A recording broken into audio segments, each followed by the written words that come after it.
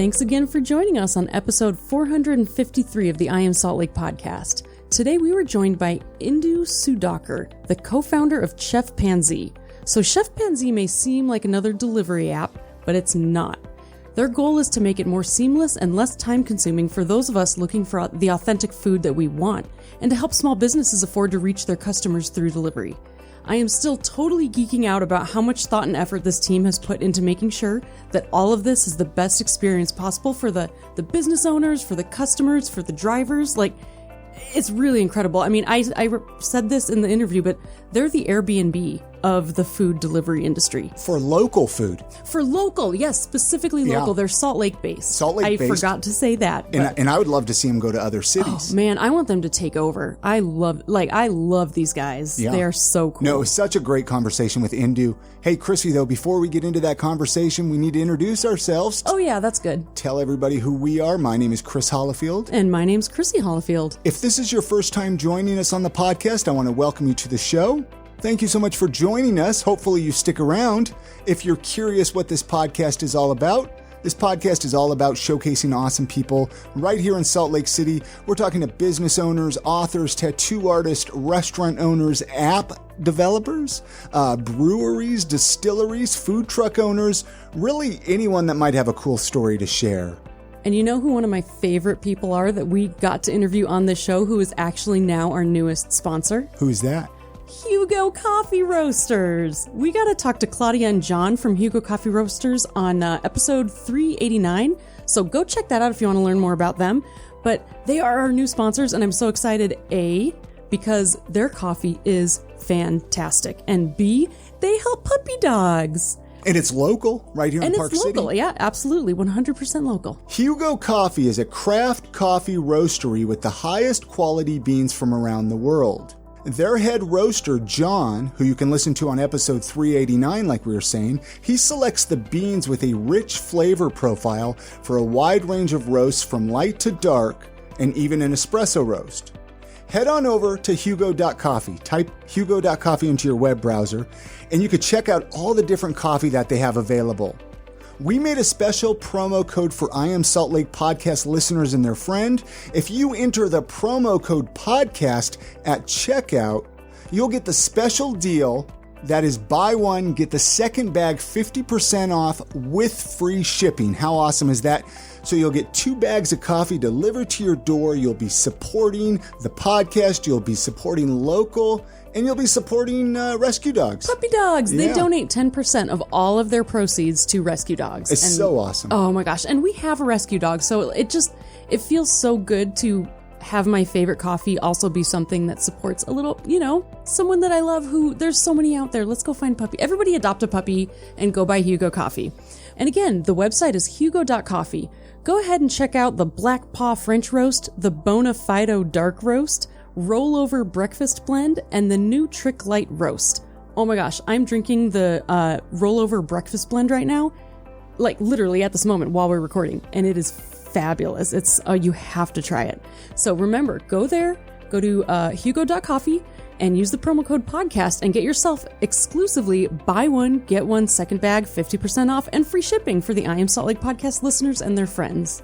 All right, here's that conversation that we had with Indu Sudhaker, the co-founder of Chef Pansy, the local food delivery app. Such a great story, such a great conversation. Oh, I could talk to her for hours, man. Absolutely. Enjoy the conversation.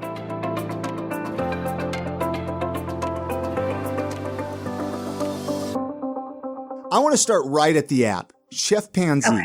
How would you describe it? Because here's the thing, Indu. I've never even heard about it until we had Pepita Mose on the podcast. Right. She brought it up with Kimberly, right? Yeah, yep. And I'm like, how does everybody in Salt Lake City not know about this app?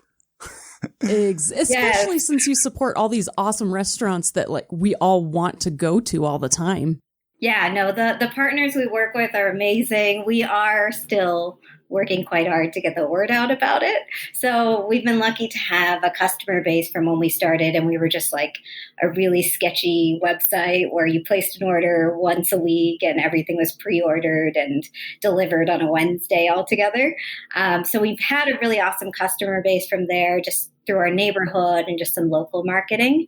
And now we're really just trying to push the message out, especially, during COVID with a lot of these local restaurants trying to get as much business as possible. So we're still flying a bit under the radar there, but working on getting some more marketing out to get the word out. Talk about how did this app get creative? Created? How long has it been around? Because you're one of the co-founders of it, right? How did that come about? Yeah. So, both myself and my husband, we both started working on Chef Pansy, I would say actively about 2 years ago. And now this current app, it's been around for basically since 2020 started. So it started off as an idea that my husband had in business school. So at the time, it was like big picture, visionary idea of being able to get onto an app and crave something late at night and basically have a network of chefs available. And if somebody, if you're craving like shrimp scampi, for example, it would ping that whole network. And then one of those chefs would say, hey, I got you. I can make this for you. And then you'd basically have it made and delivered to you. That sounds like that would be my favorite thing in the whole entire world. Oh my gosh. Yeah. What's funny is we have the technology for it. We just need to get the reality to support it now. Something like That's the hard part. Like the physical creation of something and delivery is a lot more challenging than building the technology for it. Yeah. Oh, for sure. So I think what we decided is it would definitely be big picture, something that we're working towards eventually. But essentially, Caleb had this idea in business school. We moved out here to Salt Lake about 3 years ago and just took a little bit of time off to go travel.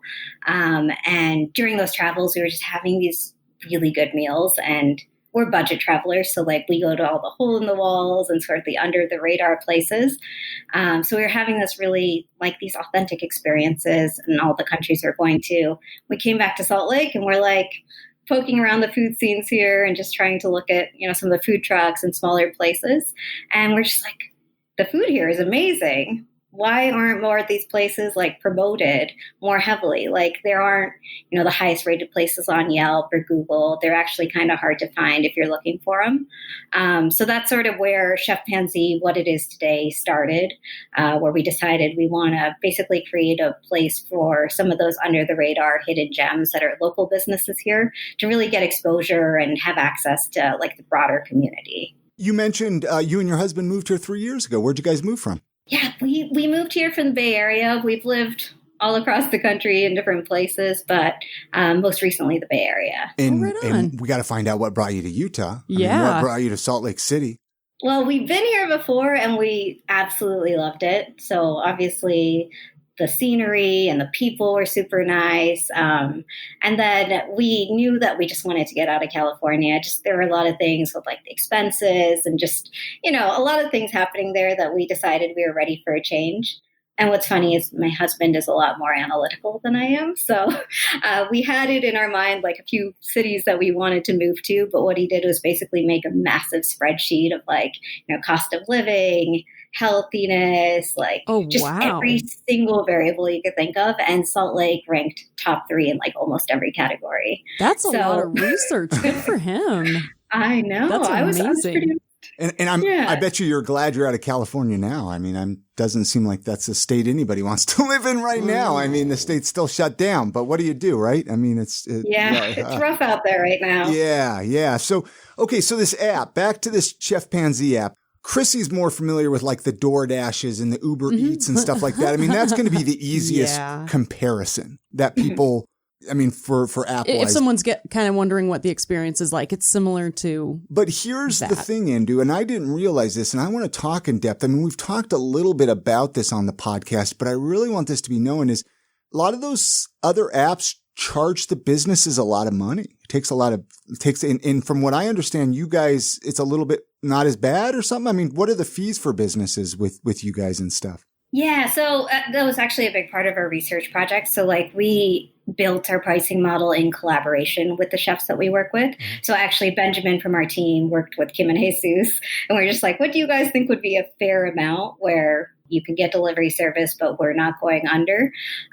So what we basically landed at is 9.1% commission from the chefs, whereas other services are charging 30, 35%. So we managed to keep it super affordable, especially because our primary partners are small businesses. We don't want to see them, eat so much of a cost just to get the word out about delivery. Yeah, that's what I've heard from a lot of business owners is they can't even really work with most delivery services because they lose money. Yeah, the margins are pretty insane. Ugh, it sucks so much. Now, one thing, I'll ask a lot of businesses, like if everything with the pandemic affected them, but I actually think that probably helps you guys, right? It actually probably has helped the app out. It's funny. We get this question quite a bit. It's been a mix. So I think like in the big picture of things, what you have to see too is like these small businesses that we work with, that's all we work with. So a lot of these small businesses actually initially shut down in light of COVID, or they had to scale back services quite a bit. So initially it was a bit of a challenge because like there are a lot of little logistical things, how do I staff my restaurant if I don't even know how many orders I'm going to get that day? That just made a lot of our partners just decide to shut down for quite a bit.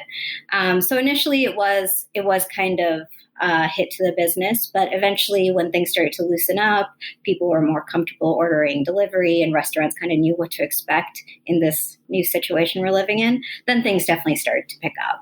That makes sense. Who's the, maybe you already mentioned this, I apologize if you did. What's like the background? Your husband, have you guys ever developed an app before or anything? Or was this all just your idea or because we didn't really get into any of that. So he had the idea. What did you guys do to like actually start moving, like turning it into a reality?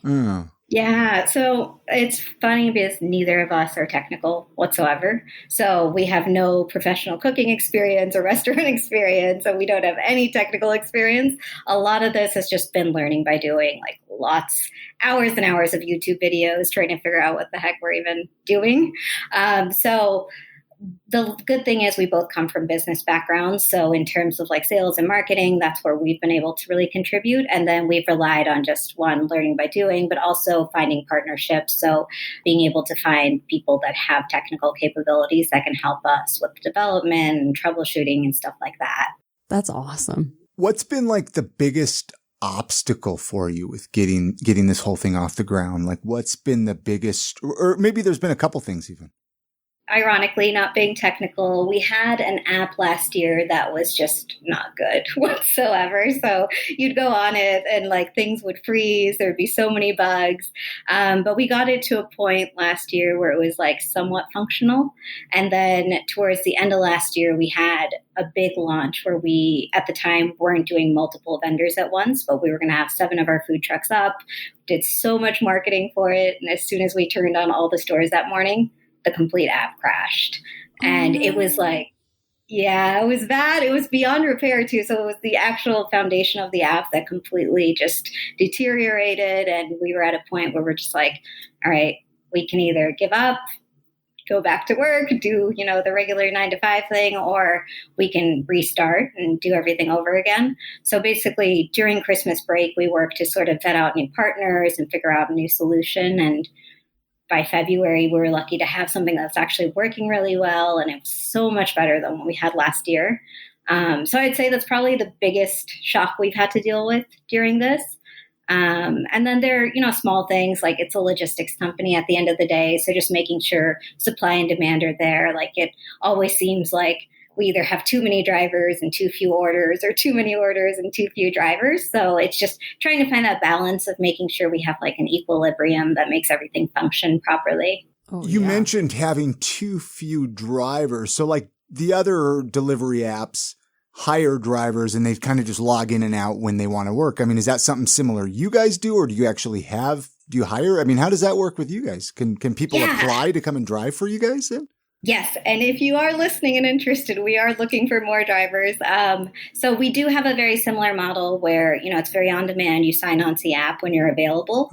And then basically for our drivers who've been with us for a while and have, 5 stars from customers and are really reliable. We've actually started to do hourly drives too. So basically a block of time where you get paid hourly plus tips and all of that good stuff. So it's a little bit of a mix now. Yeah, I like that. It seems like that would encourage them to do a better job too, because I have been using DoorDash for a while before I found out about you, because I'm always like, oh, I don't want to take a break from work. I just want food here now. And I have had so many problems with them. Their deliverers, like the people who, they must not treat them very well, because the people who deliver are, I've just had so many problems. Yeah, it can be a challenge. I think, for us, we prefer to keep sort of a smaller network and then just give our drivers as many shifts as possible. But also what we do is we order delivery ourselves from Chef Pansy every time we onboard a new driver. So we can kind of test out the system and just spot if there's anything wrong with that process, which we've, spotted quite a few times. And it's helped us make sure that we're refining it and making sure we only have the best drivers available. And then we're also big on fair compensation. So just making sure if a driver is taking an order, it's not costing them more in gas and time than what they're making,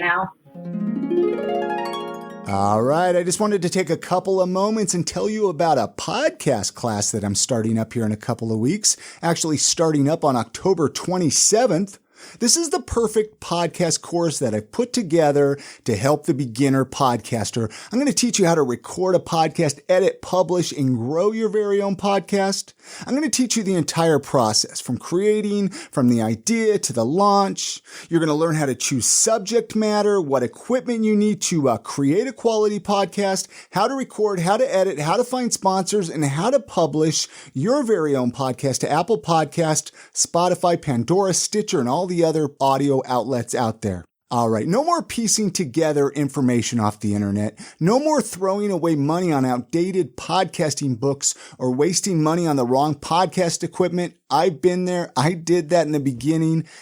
If you've ever wanted to start your own podcast, this is the class for you. You're going to want to join up on this one. This class is hosted in part of the University of Utah Lifelong Learning Series. The cool thing is you don't have to even be a student at the U to take this class, though. It's going to be in the evenings. It's going to be online, so you can actually live anywhere and take this class. And like I said, I'm going to take you from idea to launching a podcast. It's going to be a lot of fun. Head on over to iamsaltlake.com/podcast class.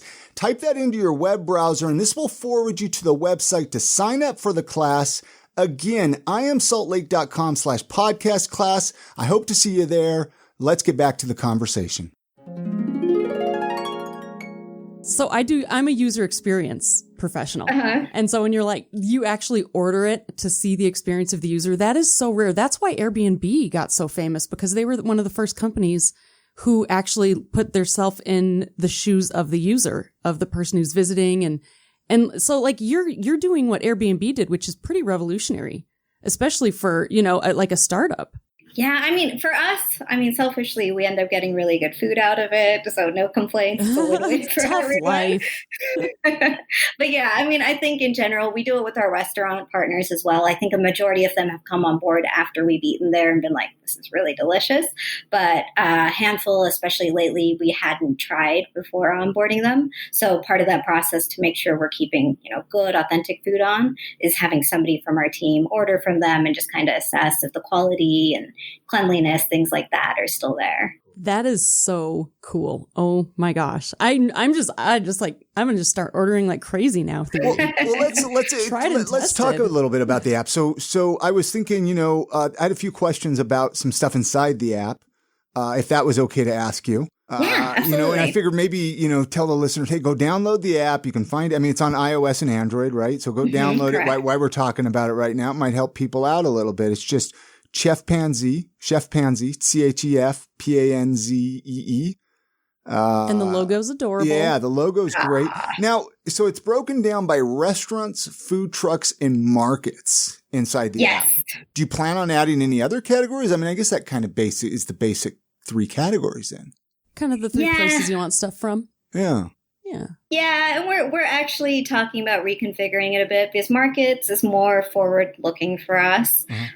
So one thing that's crazy about Salt Lake City is there are all of these small ethnic markets across the city that just nobody knows about. Like my husband served in Iraq several years ago, and he used to tell me that among all of the craziness, his favorite memory was just going to the street vendors and getting this big flatbread filled with scrambled egg and a bunch of other stuff every morning. And he described it with so much detail that I'm like, God, that sounds really good. Like, I want that too. And so while we were in the process of trying to find markets who wanted to be on board with us, we actually stumbled upon an Iraqi market called Shakumaku. And their interior was awesome. They had a lot of great products. And my husband started talking to the owner, and he mentioned, that breakfast he got there and not being able to find that bread anywhere. And like, we lived in the Bay Area where there were so many different tiny markets like that. Yeah, you would think they'd supply something like that. Yeah, but like he looked and looked and never found it. But at this one specific market, as he was talking, the owner reaches behind him and he pulls out the bread, which was freshly made at their market.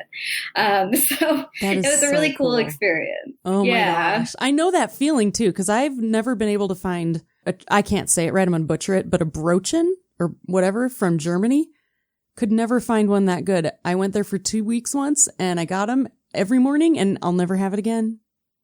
It's so that had to be like when you find that had to be like the best moment in his life. Well, second best after meeting you. We legitimately we were like, okay, let's get this. We got the recipe from the owner for how to make the breakfast the same way. Oh no way. We're like, yeah, it was really cool. So we're just like, oh, we'll make it for breakfast next morning. We didn't even wait till breakfast. We got home. We're like, let's just eat this for dinner. But we want to, our goal is more forward thinking with markets like that. It's just, we want to bring in smaller ethnic markets, especially during COVID. Those are hurting quite a bit. And then eventually producers. So farmers and local producers in this area that have fresh organic produce that we can connect not only customers with, but eventually the restaurants we work with too. I was going to say, I sorry, I'm just interrupting like crazy. I think that's so neat because there's a lot of options right now that are national ideas and all these apps that you can order from 7-Eleven or from fast food.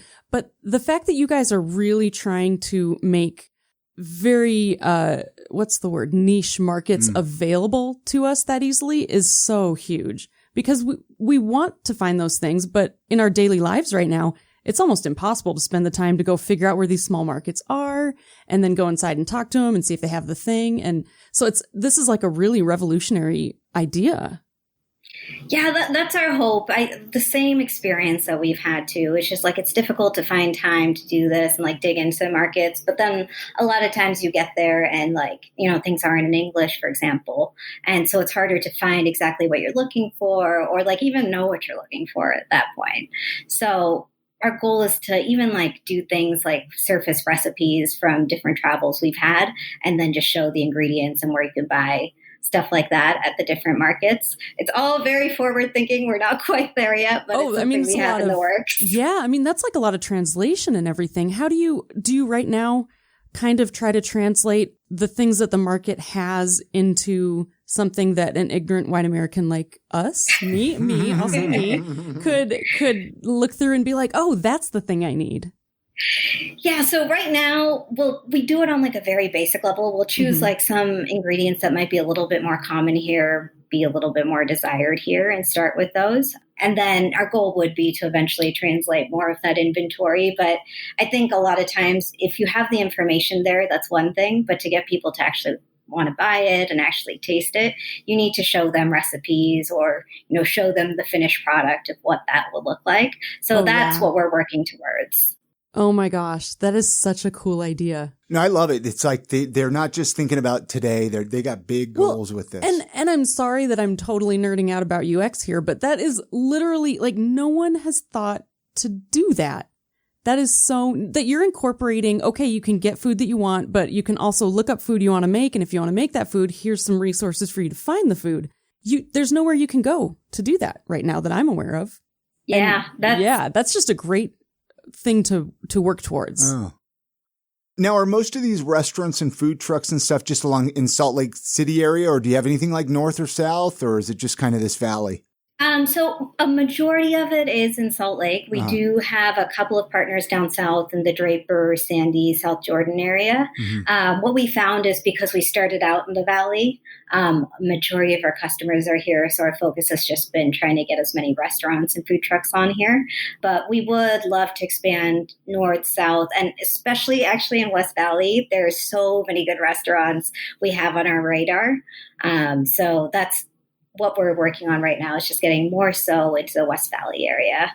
So on that note, if people are listening, we've chatted with a lot of food trucks and restaurants and similar type things. I mean, if they're interested, how would they get their business inside this app? What's the best way to do that? Would they reach out to you? I mean, can they do it inside the app, or how does that work? Yeah. So if you go to the app or the web app, there's a button at the very top, and it says become a partner. So from that button, you can start the registration process. You can also just email us directly. So anytime you email any of the email addresses or phone numbers on the site, it's going to Caleb or myself most of the time. So they can email team@chefpansy.com, and from there we can help them get onboarded. No, I love this. I'm looking at the app now. I mean, you can schedule it for delivery or pickup, and there's like a little clock in there that tells about, how long the delivery is and how many miles away they are and whether they're a food truck, their address. This is great though. This is great. I'm happy to see it around. I am too. It's so nice that you guys created something that is helping everybody involved. You're not just out to make money for yourself. You're really trying to support these authentic local small businesses, which right now has got to be a really challenging time for them too. Oh, it really is. So I think, the restaurant space margins have always been thin. It's never been an easy space to be in. But after COVID, especially, it became a bigger priority for us to make sure we're supporting local, we're keeping things affordable and helping the market as much as possible, just because, we don't want our city to be filled with just big box chain restaurants. We want to have that personality in Salt Lake. We want these good food options to still be available once we're through this. Absolutely. Oh, yeah. When we bring people through the podcast here, Indu, we like to kind of find out a little bit about them and other things they like to do, kind of what makes them tick. I mean, when you're not doing this app, when you're not working with local food, I mean, what are some of your other hobbies and interests? What are some other things you like to do? Yeah. So traveling is big for us. It's a big part of how we discovered this. Obviously right now it's a bit more limited, but, any free weekend we have, just jumping in the car or trying to find cheap tickets somewhere is really high on our radar. And then despite not being professional cooks, love cooking and exploring new recipes and stuff at home. And then I actually right now am working full time at a marketing tech company. So that keeps me pretty busy outside of the hobbies. Yeah. So you're doing, you got Chef Pansy and you're working full time. Wow. So, I mean, you got it. You're juggling a lot. That is a lot. What would you name the autobiography of your life? I know that's kind of a big question, just throwing out the first thing that pops in your mind. I mean, I'm not going to hold it to you, obviously. I would say maybe just take a chance. I like that. What about days that you don't feel motivated, right? Like you're just like, I just don't have it in me today, but you need to do it. You need to get out of bed. You need to go to work. People are relying. What do you do? What do you do to get remotivated or get inspired? I think a big source of why we've continued to persevere, especially with a lot of these challenges with COVID, is just talking to our partners. So we're very close with a lot of the restaurants we work with, like Kim and Jesus. Kim has been my therapy for many hard times. We're just got to get through this. So I think a lot of times when we hit roadblocks, it's just talking to our partners again, seeing that they're also in the same boat and just realizing that you kind of have a community helping you get through a lot of this. And then obviously tasting the food. So realizing, this is a quality meal. This needs to be in more tables. Just realizing the big picture of what you want, as simple as that is going to make a lot of difference at the end of the day. I love that. You're just remembering the why behind what you're doing. Exactly. You mentioned that you and your husband like to travel. If you could travel right now anywhere in the world, where would it be? Like if you could if you had that ability. Pick up and leave. So many places. Okay. So I would say I'd go back to one of the most life-changing trips we took. So we went to 2 places, Mauritius and Reunion. They're in the Indian Ocean. And it's has to be the best food I've had in my life. So the influences there, it's, Indian, African, French Creole, Chinese, and the food that you get because of that combination is freaking amazing. And the scenery is great. Like, they're 2 islands. The beaches are gorgeous. They have, amazing mountains that are super just like picturesque. So if I could just snap my fingers and go anywhere right now, I think that would be it. Very cool. Me too now. That sounds awesome. Chrissy and I are talking all the time. We're like, we need a trip. We're just like, we need to get away for a little while. Everybody needs a vacation, especially from 2020. Yeah. I agree with that. Yeah. There's we have a few standard Salt Lake City questions we ask everybody that comes through the show here. Just kind of, there's fun Salt Lake City questions. We have family and friends that visit us. I'm sure you've had family and friends visit you since you've moved here. And then, they come to town. They're like, show me around town. Show me some of your favorite spots. I mean, is there 1 or 2 things that you like to show off, whether it's a building, a hike, the Great Salt Lake or Park City? I don't know. Where do you like to show people? Yeah. So actually what we've been doing quite a bit prior to COVID is, those little Lime scooters downtown they have everywhere? Oh, yeah. Oh, yeah. So a little bit of a hazard because I'm not super coordinated. But what we do now is whenever friends visit, we'll just go downtown, rent a couple of scooters, and honestly just like go from like restaurant to restaurant. A lot of our partners check out that food and just explore downtown that way. And pre-COVID, we were doing it a lot with like Saturdays, going to the farmer's market and just kind of combining it with Temple Square visits.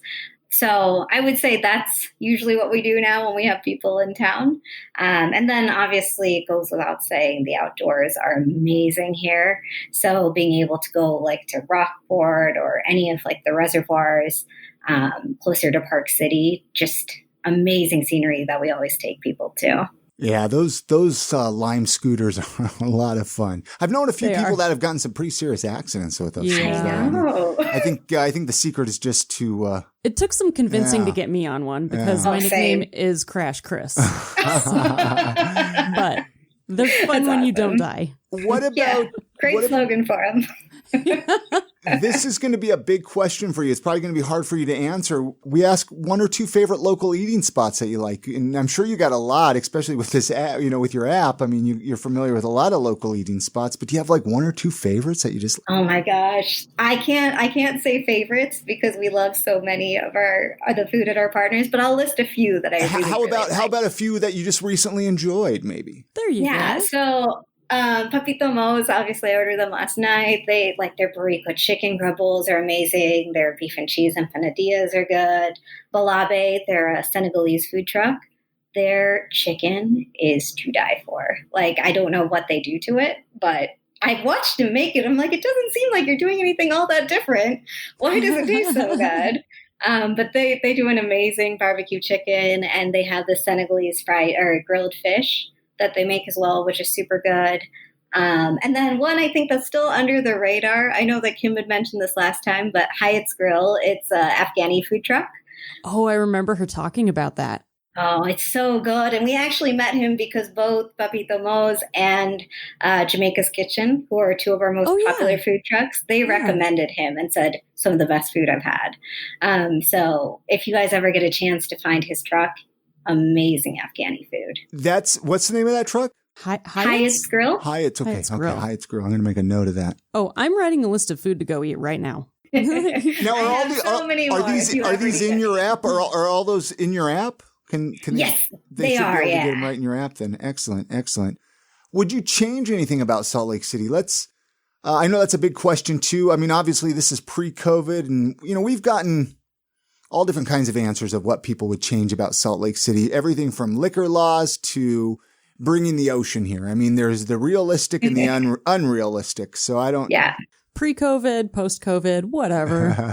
I'll keep mine a little lighter, I guess. So I love Utah. We both we're wanderers by nature. We've lived in so many different places, and this is the first time we've lived somewhere we're like, this is home. This feels like the perfect place to live. The top 3 for me are always the top 3. So Inversion, obviously, that's just as eco-friendly as we try to be, it's something that's kind of always looming over us. So that's kind of an unfortunate one. The liquor laws are pretty big for me as well. So just, making it more of a free market would be nice. And then this one, I don't know how it'll be received. I'll preface it with, I'm a notoriously bad driver. Like, I'm not a good driver by any means. But I think I finally found a city where like people are just way worse at driving than I am, which is surprising. Like, that's a really hard thing to do. Dude, we're teaching our 16-year-old to drive, and she cannot figure out why I'm so nervous all the time. I'm like, you have no idea. The people, if you can drive here, you can drive anywhere. Oh, it's so true. It is so true. It's tough, man. That's one of my favorite questions because everybody has such a different answer. Mm-hmm. It's so interesting. But driving definitely comes up a lot. Yeah. Oh, yeah? Well, I guess like stoplights and different things like that. Yeah, I've seen different. Yeah. I'm so glad that we've got you on the podcast, Indu. I'm glad that I know you guys fun. reached out a while ago. I missed the email. I apologize, and just kind of wanted to find out a little bit about this app, Chef Pansy, and making sure everybody in Salt Lake City downloads this app, checks it out, orders some food, supports some of these local businesses. And if you live outside of the area, maybe call a friend, go to a park, Liberty Park, hang out, and order some food direct to you there. Well, you could do it for pickup, I guess. Oh, you could do it for pickup, too. You can. Like, and go try the food secret, even if it's not in your area, is what I'm saying. Yeah, exactly. And we have been known to make exceptions. So we do have a live chat button. So you can chat with us or you can chat with the chef directly on the app. Yeah, so that's kind of our goal, is to keep it really personal. So we have been known to make a couple of exceptions. If you tip your driver decently, we may make exceptions with delivery zones and things of that nature on the fly. So just a little insider secret there. Yeah, no, that's really good to know, because a lot of times, especially with the, like I keep saying DoorDash, but you can't ever communicate. And if you try, nobody communicates back and you're just screwed. Yeah. So that's like that's an incredible feature, I think. Yeah, it's been super helpful with just like issues that we've had, if an order goes out, being able to communicate that with the customer. Because I've had the same issue with other apps. It's like, if I don't get part of my order, do I call the delivery service? Do I call the restaurant? There's not like a lot of communication within the two. No, and there's finger pointing towards, so it's just like, forget it. You're just out. Exactly. Yeah. So this keeps it transparent, but also what we encourage our chefs to do is like keep in touch with customers who liked your meals. And then we don't want to create this culture of like, hey, I had a poor experience, let me leave a bad review on the restaurant. Like, we encourage feedback. So make it actionable. If you think something can be improved, tell us, tell the restaurant, let's actually be constructive about it, Oh, I love your brain. That's so fat. That's just the best. I know one thing I wanted to ask before we lose you and hang up here is, do you plan on going to other cities at all? Like, would you mimic this in other cities? Like, do it, say, in other big cities like almost Denver, like franchise it, and Portland, or franchise it for small businesses. Small businesses basically just kind of have that small local app thing. I don't know. Yeah, we've talked about it. I think it's definitely way down the road for us. Our goal is to make it a success in Salt Lake City, and I think what's closer in terms of roadmap is to just make it a big ecosystem of the food space. So like, have all of these verticals on here, but get to a point where our restaurants aren't having to rely on big food providers to get ingredients in. We're using our own farmers and our own local ecosystem to really have the supply and the demand. So I would say that's probably more immediate. And then eventually, I think there are a lot of cities that are similar to Salt Lake that are just flying under the radar. You don't realize there's going to be such good food there, like Boise is an example. And so we would eventually love to be able to replicate something like this there. Yeah, it's smart to work on sustainability first, though. Yeah. That's a good move. That's what I figured. I figured you were probably just focusing on local here in Salt Lake City. I love it. Hey, before we let you go here, I mean, was there anything you were hoping that we would talk about that we didn't get a chance to talk about? Again, I know we just kind of skimmed the surface and talked about the basics of all of it, but was there anything you were hoping we would talk about? Nothing comes to mind right now. I would just say, for anybody listening or for you too, if you do use the app and have any feedback, we're always looking for ways to improve and just make the experience better. So, use that live chat button. Let us know what you think. Oh, I'm so excited. I'm a big, every time I use an app, I'm like, I'm going to write a strongly worded letter. So you'll be hearing ordering from my people, me. And how can, I mean, let's... But it'll be a nicely, strongly worded letter. I'll be there to catch it. It's exciting that you're accepting user feedback. That's a hard thing to do. So important. Yeah. I mean, I think some of it stings at times, but you're just like this, it's there for a reason. It's there to help you get better and perform better. So I think I appreciate that more, where it's like coming from a point of wanting to be constructive versus being like, oh, this app sucks, I'm moving on.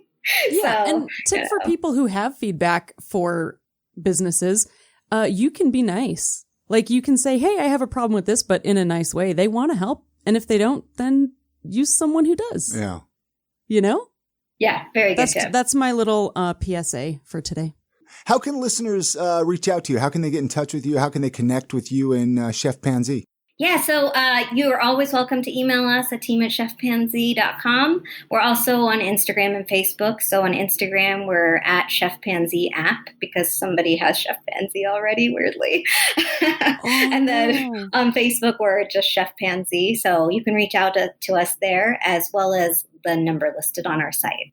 Very cool. And then obviously download the app in iOS and Android. Delicious food. Yes. Eat delicious food. Order a lot of food. Like you mentioned too, tip your drivers because, and a lot of people, especially here in Utah, I've actually met people that told me they didn't know that they were supposed to tip their drivers on delivery like that. It's like, what? I think it feels like it's a relatively new concept to people that you should tip people at all. Yeah. Yeah. I don't know why. We've experienced it quite a bit here.